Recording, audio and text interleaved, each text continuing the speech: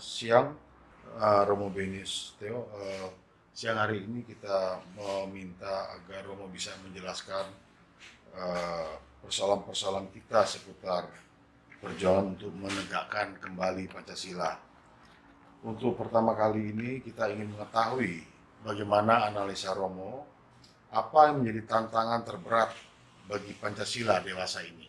Silakan Romo. Ya, tantangan kita itu kan sebenarnya kalau kita mau jujur, sila kelima ini, keadilan sosial bagi seluruh rakyat Indonesia, itu menjadi masalah. Selama masih banyak kemiskinan, pengangguran, ya mudah benih-benih radikalisme itu tumbuh dan ada harapan-harapan sini. Nah, persoalan kita memang tidak mudah membalik telapak tangan ya, setelah reformasi itu mengembalikan kembali ideologi Pancasila menjadi praksis ideologi berbangsa dalam arus kebijakan. Karena kebijakan itu kan menyangkut tentang rasa.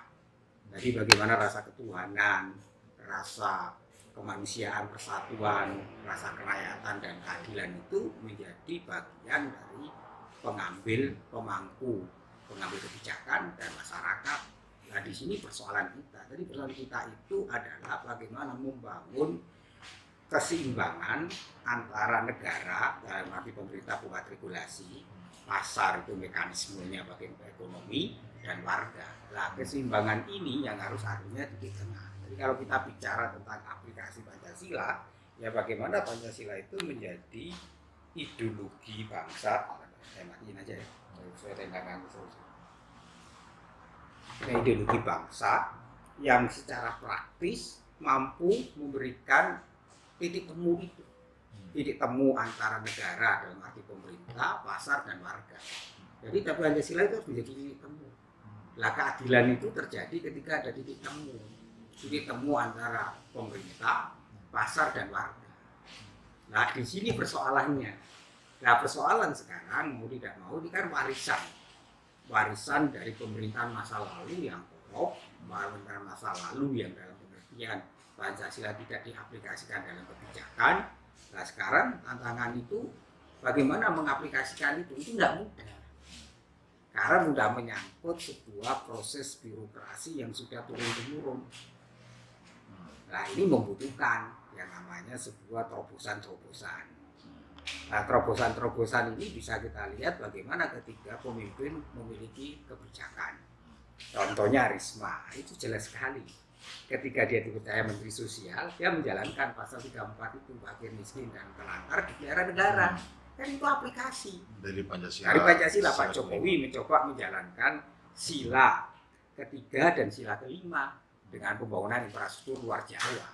Sehingga teman-teman yang Kalimantan yang dulu susah dijangkau, sekarang dengan transaksi yang baik, itu akhirnya terjadi apa? Perkembangan, pertumbuhan daerah-daerah terpencil itu. Kan selama ini kan yang diperhatikan hanya Jawa. Nah, kalau kita mau membangun satu kesadaran berkonstitusi, hidup sama bernegara, ya harusnya kebijakan-kebijakan itu harus utamakan Pancasila. Tapi mengapa Romo masih ada kelompok-kelompok yang tampaknya masih susah untuk menerima Pancasila? Ya, itu kan kelompok kecil. Kelompok kecil itu masih pasti ada di semua negara. Karena mereka mendapatkan ruang berekspresi. Dan ruang ekspresi itu yang selalu digunakan adalah media sosial. Dan media sosial itu kan tidak ada kontrol. Tidak ada yang namanya pembatas. Semua orang bebas. Ya, ideologi-ideologi ini muncul kan karena menganggap seolah-olah persoalan kesejahteraan, keadilan, persoalan mengenai bagaimana masyarakat menikmati kebutuhan sandang, pangan, dan papan itu tidak terpenuhi. Maka muncullah disebut ideologi-ideologi utopis itu. Nah, utopis itu beri harapan semu, seolah-olah kalau mereka menjalankan secara murni dan konsekuen semua manipulasi ajaran-ajaran agama yang dimanipulasi untuk kepentingan politik sesaat itu, seolah kesejahteraan itu terjadi. Itu kan utopis. Nah, utopis ini muncul karena apa? Karena situasi ketidakpastian, situasi ekonomi, dan situasi merasa mereka mengalami ketidakadilan sosial. Situasi itu yang memungkinkan bertumbuh berkembang seperti jamur. Tapi kan ini tidak boleh dibiarkan. Nah disinilah peranan negara hadir. Negara hadir untuk mengatakan, untuk menyetop. Ini kan ideologi kematian. Mengapa disebut ideologi kematian? Ya karena mereka takut hidup. Karena mereka menebarkan rasa takut, rasa khawatir, rasa kecemasan, seolah-olah dengan jalan pintas mereka masuk surga. Ini kan ideologi kematian. Lah maka bagaimana sekarang peranan media sosialnya itu? Ya pemerintah harus mengontrol. Media sosial harus membangun optimisme bagi bangsa dan negara untuk apa masa depan. Karena kita menghadapi persaingan global yang tidak bisa lagi kita terus-menerus mempersoalkan ideologi berbangsa bernegara. Ini sudah selesai sejak 18 Agustus. Kita mengatakan bahwa ideologi kita Pancasila menjadi titik temu, menjadi komitmen bersama. Sehingga orang yang masih mempersoalkan itu jangan hidup di Indonesia. Itu sebenarnya di mana-mana seperti itu negara dari ideologi final, sehingga kita menjawab tantangan ke depan. Nah, tantangan ke depan kita ini menghadapi situasi yang tidak pernah orang ramalkan, yaitu pandemi COVID. Nah, pandemi COVID ini mau tidak mau mengubah baik perilaku ekonomi, perilaku bisnis, perilaku interaksi, perilaku pendidikan ini berubah total. Nah, bangsa yang mampu mengatasi ini hanya satu, bangsa yang bersatu. Bangsa yang energinya positif. Tapi kalau kita masih energinya negatif, reaktif, terus mempersoalkan ideologi bangsa, ya kita tertinggal. Karena sekarang ini semua membutuhkan visi yang sama. Nah, dalam visi yang sama seperti ini, kita tidak bisa lagi multitaksir. Multitaksir dalam pengertian multitaksir ini adalah masing-masing memiliki taksir sendiri-sendiri. Nggak bisa lagi. Karena kita butuh kebersamaan, butuh masyarakat yang guyup rukun, butuh yang namanya kesadaran berbangsa itu menjadi satu, karena kita menghadapi situasi yang lebih berat dari krisis 98. Karena semua dunia ngalami. Jadi kalau kita masih mempersoalkan ideologi, masih mempersoalkan tentang hidup berbangsa bernegara, masih kasus intoleransi tinggi, masih kita hidup dalam suatu reaktivisme, ya bangsa ini akan tertinggal.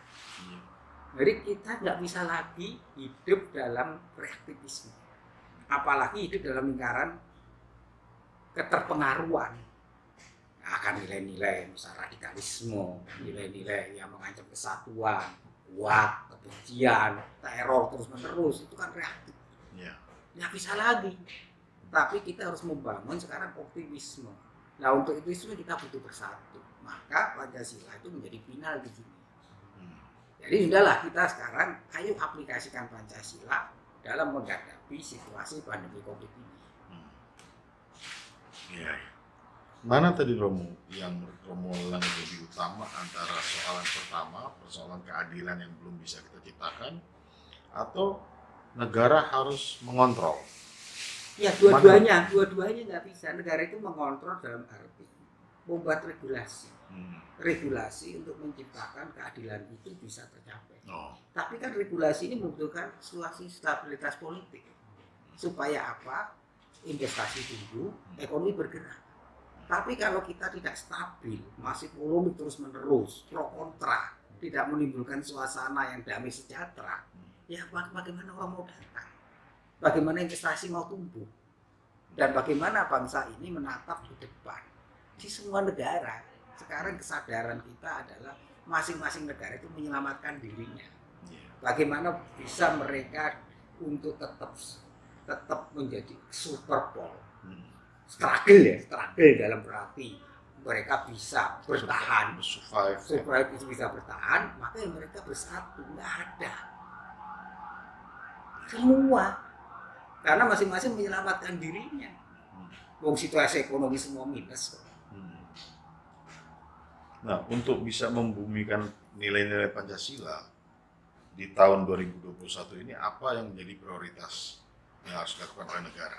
Ya, prioritas menurut saya betul apa yang sudah dilakukan Menteri Agama, moderasi beragama itu, dan itu yang harus dikampanyekan bahwa kita hidup bersaudara, kita satu dengan lain saling membantu, dan kita masing-masing harus menjadikan agama itu inspirasi batin, bukan aspirasi kepentingan politik. Itu.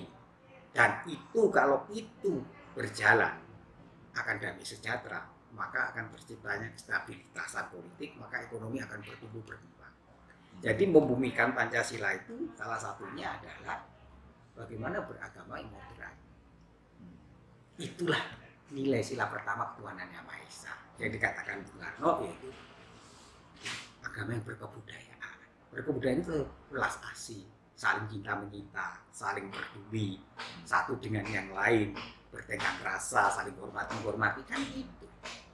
Jadi itu yang menjadi dasar. Kalau ini moderasi beragama itu menjadi bagian dari cara berpikir, bertindak, bernalar, berrelasi kita, baik pengimbal kebijakan dan warga, dan itu akhirnya menumbuhkan situasi kondusif, situasi kondisi dan politik, sehingga ke depan persoalan-persoalan politik identitas itu selesai.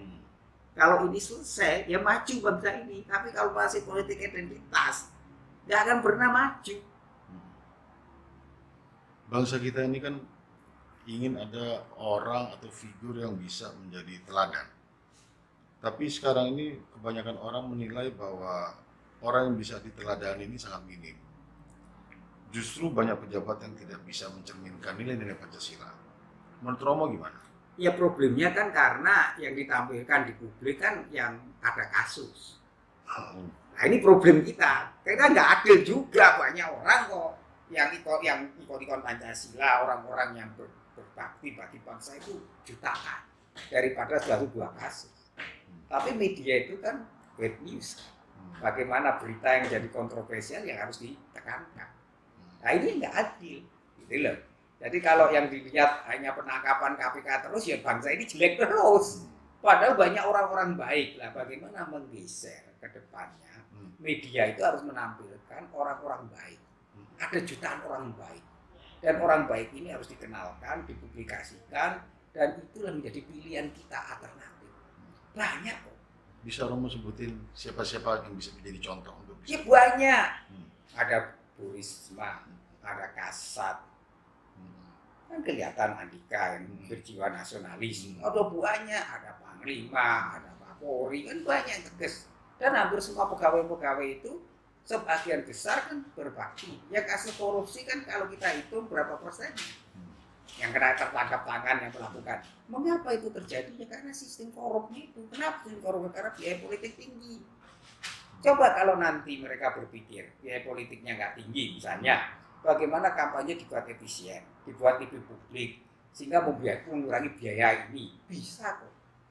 Tapi ada nggak keinginan politik untuk itu? Maka harusnya partai-partai politik itu dibiayai negara, APBN. Kalau kita mau, lah politik will ini yang belum ada. Lah bagaimana ini supaya ada kesadaran ini? Ya harus ada tekanan publik. Jadi ke depan menurut saya kita harus mulai mengolah keragaman kemajuan ini menjadi aset hidup berbangsa, ini menjadi modal. Baik modal ekonomi, sosial, budaya, dan simbolik. Nah disitulah Pancasila yang menyatukan.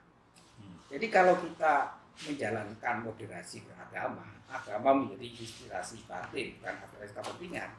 Nah disitulah kita akan mengalami sebuah yang disebut pengaruh pencerahan. Tetapi kalau permain manipulasi agama terus-menerus dijalankan, ya kita menjadi bangsa yang tidak mampu untuk menjadi bangsa yang modern. Nah ini tantangan. Tapi saya melihatnya dengan ke depan, visi Indonesia itu optimis lah. Apalagi dengan Menteri Agama yang baru, Menteri Sosial yang memberi harapan. Dan kita berharap memang menteri-menteri nanti itu memiliki profesionalitas di bidangnya. Nah ke depan memang pentingnya jaga pejabat publik itu memang harus punya akar. Jadi jangan dipertentangkan lagi ini asal politik, asal profesional, nggak bisa lagi. Selama kita masih dikotomi itu nggak maju-maju.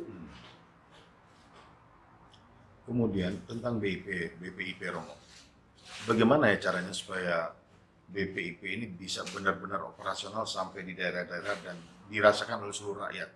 Sebetulnya apa yang menjadi kendalanya? Ya kendala itu regulasi ya, karena BPIP itu lain dengan BP7. Dia tidak punya kaki-kaki tangan di bawah.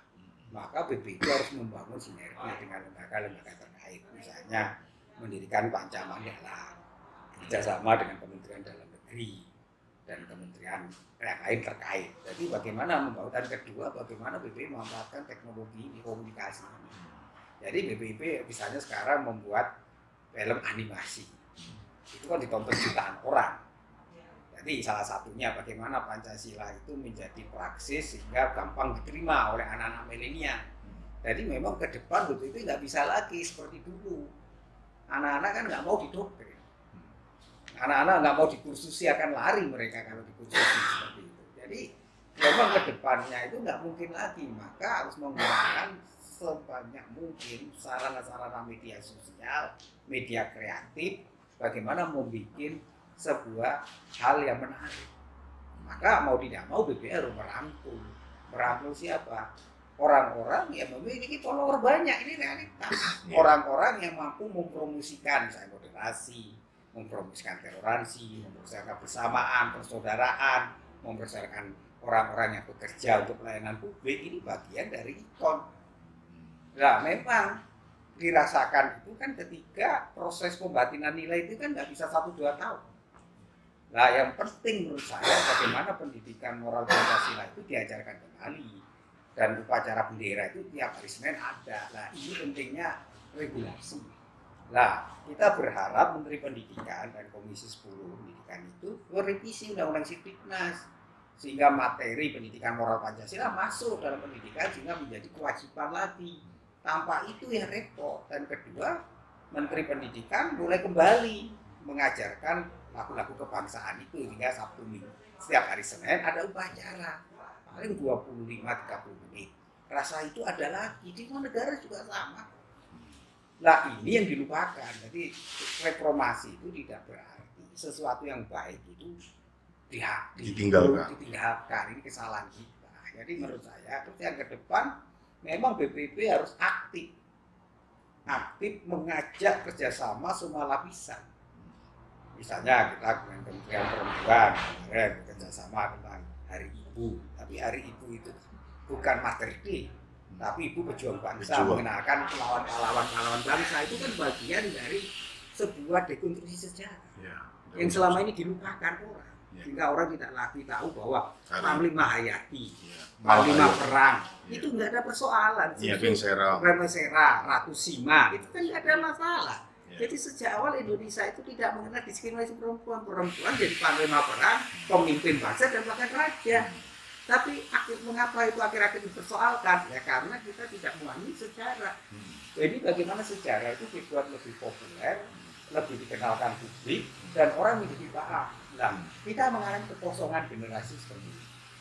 Jadi kekosongan setelah reformasi, pendidikan moral Pancasila tidak ada, upacara bendera tidak ada lagi. Sehingga anak-anak generasi ini kan mengalami yang disebut gagap ini. Gagap dalam sejarah, gagap dalam memahami realitas. Tapi ini tidak salah generasi. Tapi generasi muda kita kan juga kreatif inovatif, dia mencari. Sehingga mencari kebenaran-kebenaran sejarah itu. Maka akhirnya mereka juga banyak tercerahkan lewat buku-buku, lewat cara mereka searching. Tetapi kalau BPIP ini bisa menyediakan sarana-sarananya ini sehingga orang bisa mengakses, bisa mempelajari, kan lebih efektif. Jadi sekarang ini bentuk-bentuknya memang berubah. Karena dalam dunia digital ini orang sudah tidak lagi membaca. Tapi orang lewat audiovisual ingin memahami, belajar dari situ. Lah ini yang disebut dalam teori komunikasi itu komodifikasi. Nilai tambah apa? Lah BPIP harus memberi nilai tambah terhadap kasana pengetahuan publik dan apa yang diinginkan oleh publik. Jadi publik itu kan menginginkan, kalau kita mau jujur ya, adalah keinginan bagaimana Indonesia yang damai, yang sejahtera, Indonesia yang guyup, yang rukun. Sehingga ini yang membuat salah satunya bagaimana publik concern. Sehingga terhadap bahaya radikalisme, terhadap intoleransi, sehingga publik kemarin bergerak karena ada kesadaran bahwa nggak bisa kita terus-menerus seperti ini. Nah ini yang menurut saya menjadi modal besar kita bahwa sebenarnya Pancasila itu dihayati oleh bangsa ini. Sehingga Pancasila itu menjadi roh bangsa ini. Maka gerakan gotong royong itu kan spontan. Andai kata tanpa Pancasila, bisa kita bayangkan COVID ini membuat kita bagaimana mereka gagal kok nangani COVID dan banyak orang juga menghadapi. Di Amerika itu lebih buruk penanganan COVID dibanding Indonesia. Dan kita bersyukur dengan segala, harus kita akui kita bersyukur dengan segala hal bahwa pemerintah bisa memberi jaminan kepada masyarakatnya, memberi fasilitas kesehatan untuk ini. Itu kan sesuatu yang harus kita syukuri. Memang tidak sempurna ya, tidak ada yang sempurna. Dibanding Amerika negara maju, kita harusnya lebih bersyukur. Itu fakta. Jadi kita juga tidak bisa lah terus-menerus negatif gitu. Lah bagaimana energi positif ini yang ke depan menurut saya yang harus kita aplikasikan dan kembangkan karena hanya optimisme, persatuan dan visi yang sama bisa mengatasi ini. Apa perlu Romo? Kalau kita lihat dari angkatan kita ini kan yang masih sempat merasakan P4 ya. Apakah perlu kita kembali mencoba untuk dengan perbaikan-perbaikan melakukan hal yang sama dengan bentuk P4 tersebut? Iya, metodologinya yang berbeda. Tetap. Artinya tinggal kontennya kan bisa disesuaikan dan. Iya. Tapi bagaimana pentingnya ideologi Pancasila itu disosialisasi secara masif ke publik. Mungkin sekarang kontennya tidak lagi pakai Manggala, tapi pakai orang-orang konten-konten kreator. Orang-orang yang punya info pengaruh pada saat tinggal mereka ini yang diisi kontennya. Lah BPIP harus menyediakan materi itu sehingga materi ini bisa dikemas tapi tidak doktriner, tapi bagaimana materi-materi itu yang intinya kepada kesadaran bahwa bersatu itu sangat penting, moderasi agama itu sangat penting. Jadi lebih kepada bagaimana hidup berbangsa bernegara itu menjadi sangat penting. Dan yang paling penting adalah bagaimana ideologi itu menjadi praksis kebijakan. Dan ini yang ditunggu. Jadi memang nanti kita harapkan para pemimpin itu setiap dari tingkat paling bawah itu mengaplikasikan dalam kebijakan. Misalnya kebijakan tidak diskriminasi. Itu kan bagian dari Pancasila. Jadi lebih pembumian Pancasila itu dalam praksis kebijakan. Bukan sekedar moral pribadi. Dulu itu sifatnya moral pribadi, butir-butir itu. Tapi tidak menjadi aplikasi kebijakan. Nah ini yang kita harapkan sehingga Pak Jokowi sebenarnya sudah merintis itu dengan pembangunan infrastruktur misalnya itu kan sebenarnya menjalankan sila ketiga dan kelima. Coba kalau kita membayangkan pikiran pragmatis ya Jawa aja pemilu ini ditentukan oleh Jawa, Jawa Tengah, Jawa Barat, Jawa Timur selesai.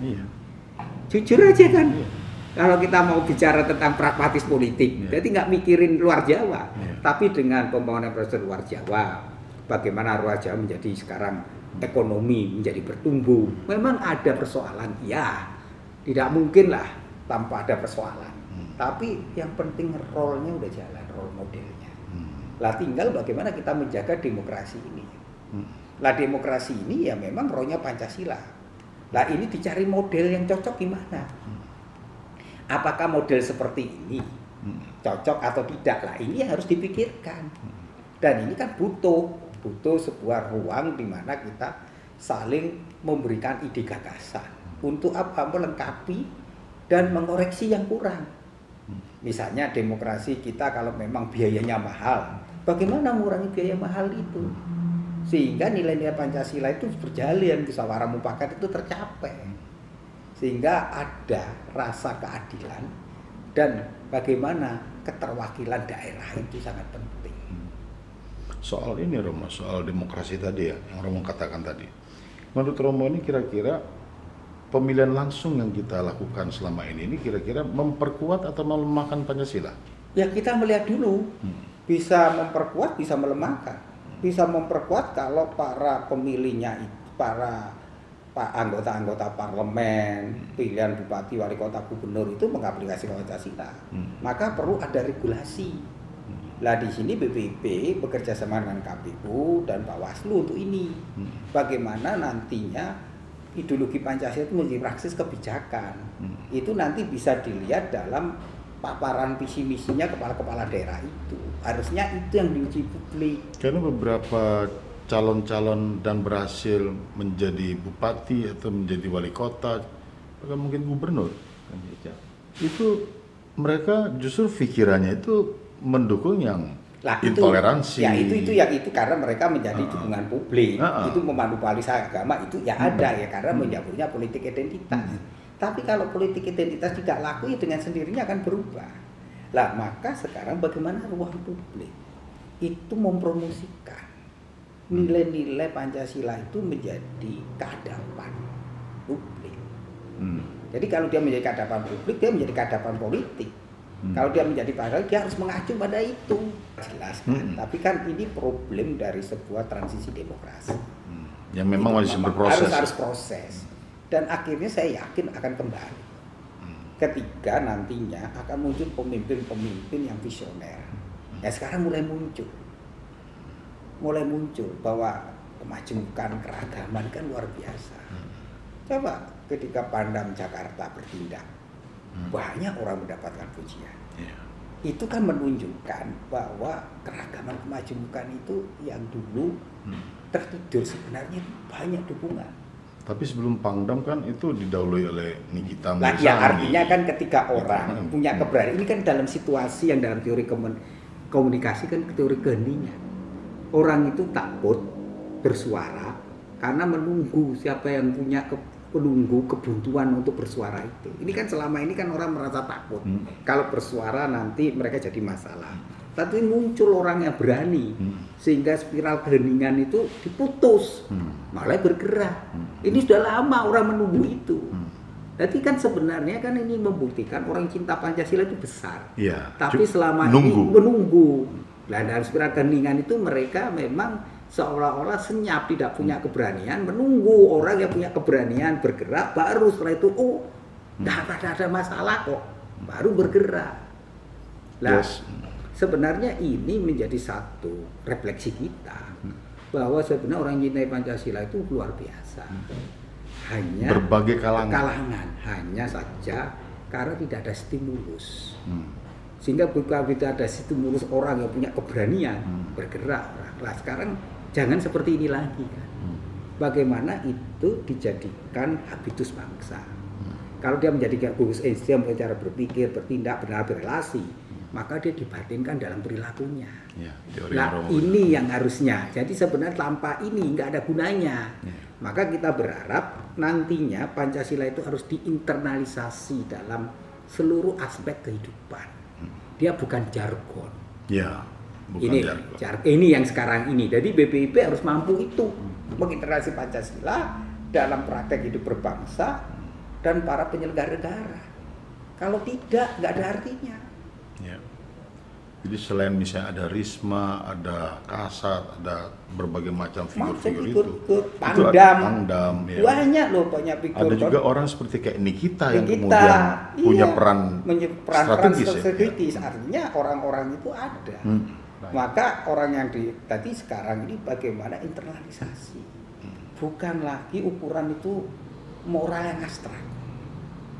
Maksudnya? Moral abstrak itu kita terjebak pada moral yang abstrak. Oh. Ya. Artinya moral itu ukurannya itu kan kesalahan individual bukan kesalahan sosial gitu loh. Sehingga orang berhak mengecap akan menghakimi orang-orang itu gitu loh. Maka moral publik itu yang menjadi penting. Lah moral publik itu yaitu nilai-nilai Pancasila itu.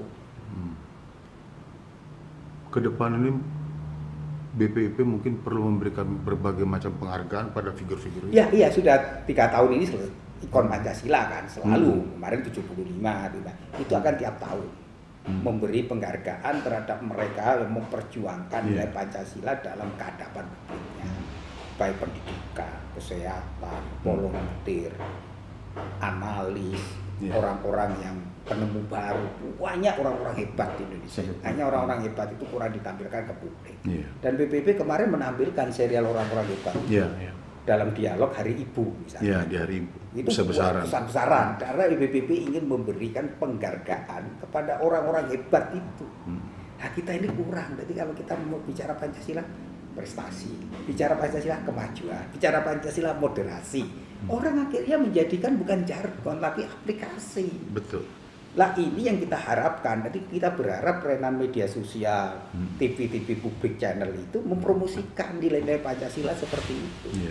Kalau ini dipromosikan dan itu terus-menerus yang mempengaruhi perilaku. Ada teori komunikasi yang disebut kultifikasi. Kalau orang sudah nonton film kekerasan, jadi pengaruhi pikiran kekerasan. Lah ini selama ini jujur saja ruang-ruang publik dibaca oleh mereka ini yang mengajarkan ideologi kematian ini.